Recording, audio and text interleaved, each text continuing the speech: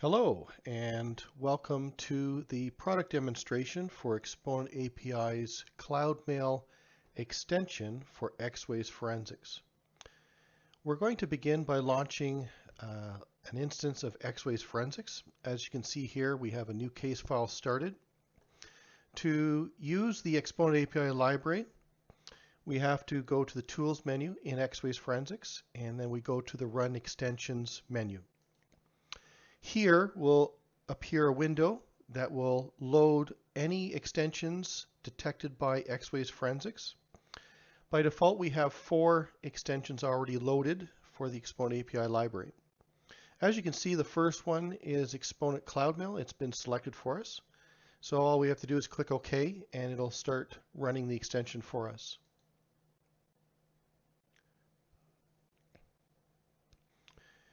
Now, some of you who are used to using some extensions within X-Ways Forensics will probably be thinking, why are we running it from the Tools menu? And the reason for that is simple. Most extensions available to X-Ways Forensics work with data already inside of your case file. And for that reason, the refined volume snapshot is the process to run the extensions. Basically, when you run extensions through the refined volume snapshot feature, the extension only kicks in when it encounters an item or a record within the actual evidence. This way, when we run it from the Tools menu, we're running a different approach to the extension. We're saying we're bringing data into the program. And for that reason, there's different APIs within the X-Ways Forensics extension API. So that's the long explanation, but that's basically why there's more than one way to run an extension. Once your About window appears, we can close it, and the program will begin. Now, I will explain this, that almost all of the extensions built within the Exponent API library have a similar look and feel. And in this case here, we have a window, and it is what we would typically call a wizard.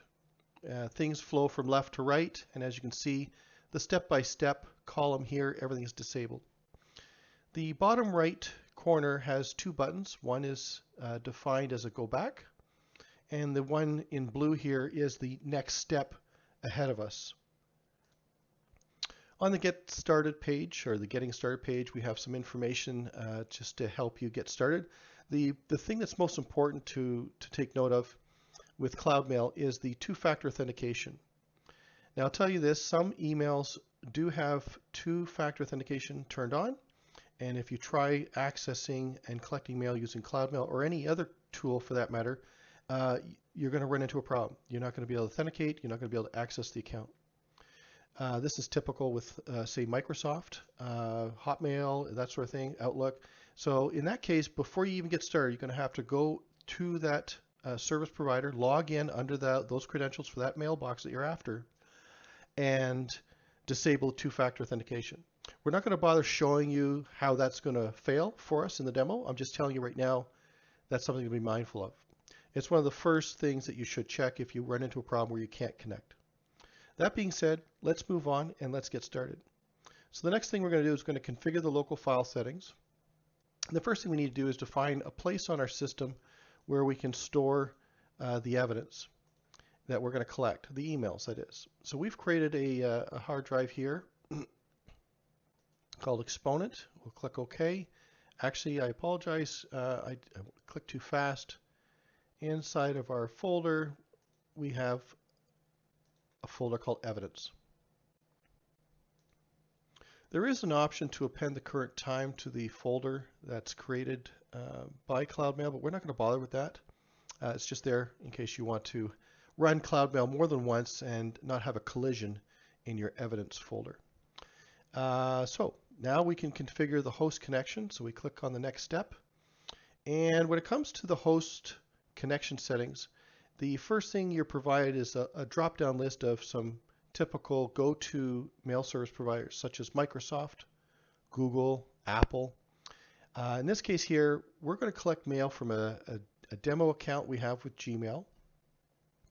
And as you can see, the IMAP host provider is preloaded for you. Sometimes we'll provide more than one IMAP server, such as Microsoft. We might have a couple here. And just for information's sake, you can select any other provider. So you could have a mywebsite.com kind of thing and have email available through that site. You can configure it manually here this way. So for now, we're just going to stick with Google. And the email address we're after is exponentapi@gmail. This is our dummy account for training purposes. The next step is to connect to the mail server. And because it's Google mail service provider, we have to authenticate to the security is heightened, so we want to make sure that we are who we are. So we click OK, and up comes the browser asking us to choose an account. In this case here, we choose Exponent API. It's going to ask us for a password.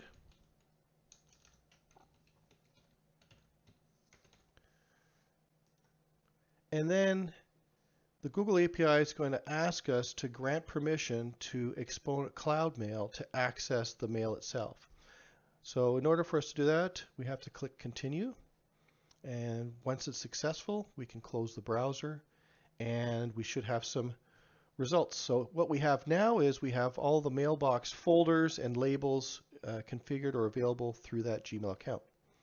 Now, as we can see here, we have a custom folder called Forwarded Messages. We also have our sent and our inbox and some other items here too. These category forums and updates, that's provided by Gmail for sorting. In this case here, we're just going to go after sent, inbox, and the forwarded messages. And then we'll proceed to the next step. Now, CloudMail has been provide filters, some advanced features, because a lot of practitioners who are collecting mail are usually doing it perhaps for a search warrant, or they have certain parameters that they have to abide by. The last thing you want to do as a police investigator is overreach. And for this reason, we have provided the ability to filter by keywords. So let's say we're going to search the sent, the inbox, the forwarded messages box, but we want to specify only those items that have the word tires or perhaps vacation, or it's a grep expression and you want anything that has email addresses, excuse me, at let's say hotmail.com in it somehow. Not sure why you do that, but this is our list. Now we can say match any of these or match all. The other thing you do is you can load a list, you can save a list, you can clear the list, and we also have built in this validate feature to test your grep expressions to make sure they're valid.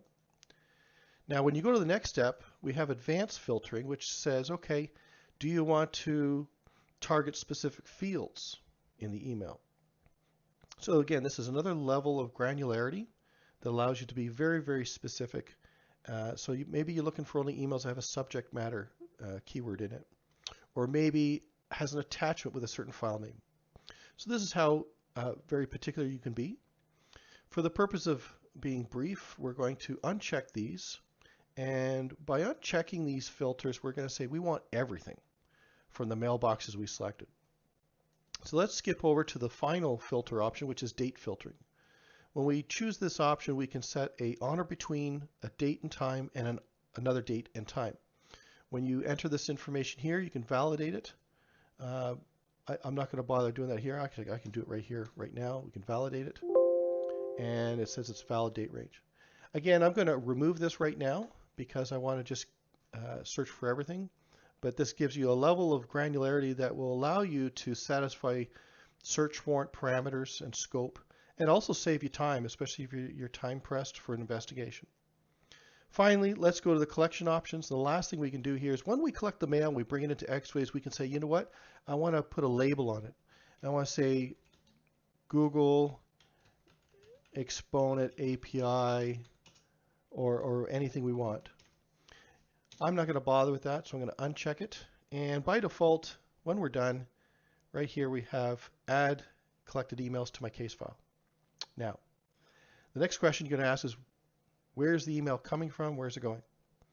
Emails collected from the server, from Google, and we do it in read-only format, which means the read status of the emails are not affected by us going out there and collecting the mail. The mail is brought down to our folder where we defined it, the evidence folder, and Exponent CloudMail will recreate the folders in their evidence folder, and it'll give you that same hierarchical parent-child folder feature. So it'll allow you to see and work with the email as if you were actually logged into Gmail. Now, where that comes in handy is if you have a PST file,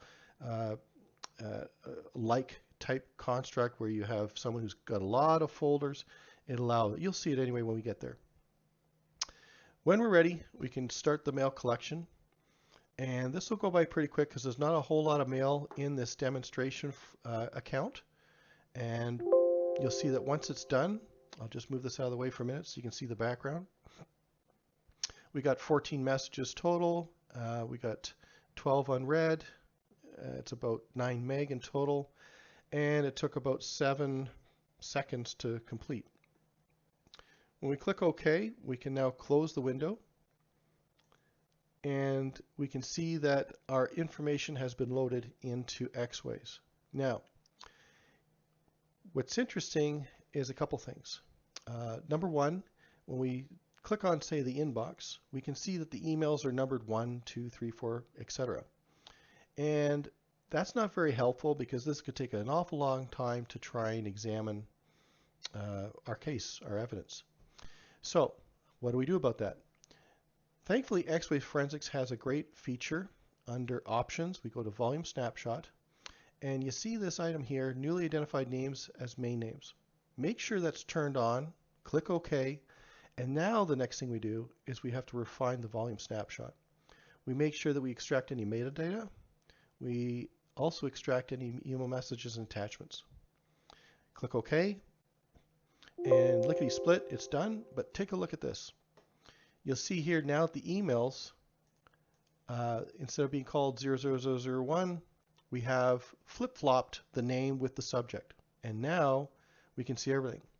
And if you take a look at the dots there, the ... we have some child objects in there. So Xways Forensics has automatically parsed the child objects, the attachments, and we double click on it. We can see we have some evidence, right? Some attachments.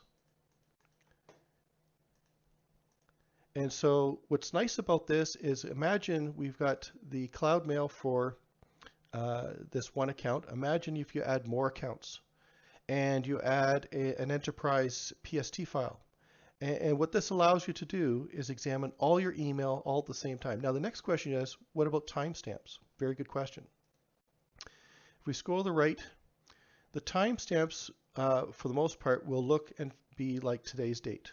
Created, modified, and accessed. However, the time of the actual message being sent is extrapolated here in the content created.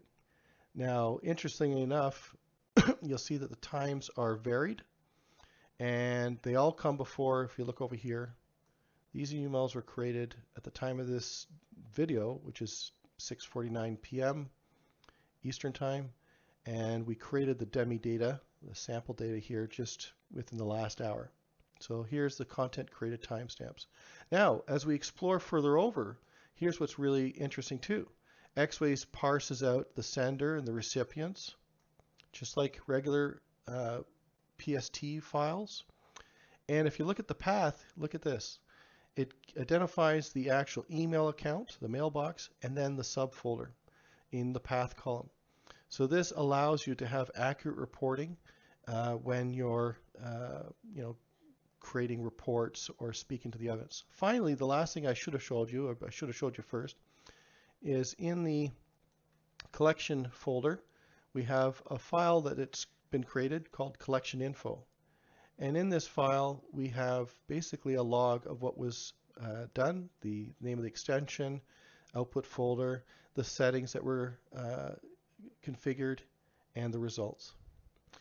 So this completes our introduction to Exponent CloudMail extension for Xways Forensics. We will be expanding our library. We will be making product improvements to all of our extensions. It's an ongoing process. If you have any feedback or any requests for special features or other extensions, please do feel free to reach us at info@apiforensics.com or support@apiforensics.com, and we'll be happy to receive your email. Thanks very much for joining us here today, and we look forward to seeing you in future videos.